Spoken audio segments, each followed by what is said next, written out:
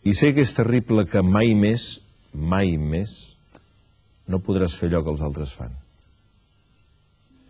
De vegades penso que una malaltia per a tota la vida, com ara la meva, que et marca uns límits tan estrictes i et sotmet a unes servituds tan rigoroses, és una solemne injustícia, una mena d'atemptat contra la naturalesa. Perquè, no ens enganyem, una malaltia d'aquesta mena no s'arriba a vèncer mai. És impossible de superar. La possibilitat d'una espècie de pacte amb el mal, és a dir, amb un mateix, és l'única sortida possible. I l'única vàlida, al meu entendre.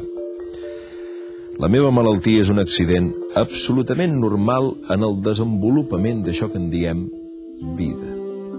I jo, com a tal, procuro de situar-la. I per això deia que l'única cosa que es pot fer racionalment és pactar-hi, és a dir, acceptar-la, que vol dir acceptar-se. Vèncer-la és impossible, perquè la malaltia, en casos com el meu, és a dir, en casos de malaltia per a tota la vida, sempre és present. Mai no abandona les seves posicions i fins i tot m'atreviria a dir que mai no retrocedeix i que sempre avança. Perquè hi ha un aspecte veritablement terrible en la qüestió. El món, la societat, evoluciona a un ritme que mai no és dels malalts per a tota la vida. Els malalts sempre anem amb retard respecte d'aquesta evolució i ens és impossible atrapar-la.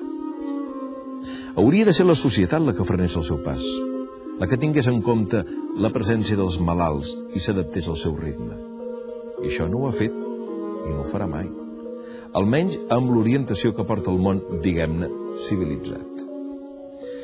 Per la senzilla raó que aquest món no vol saber res, així, clar i net, amb els malalts que amb la seva sola presència no fan sinó negar-lo. Això no vol pas dir que no hi hagi persones que ens comprenguin i ens estimin els malalts, però aquest conjunt una mica indefinible que en diem societat ens nega el pa i la sal.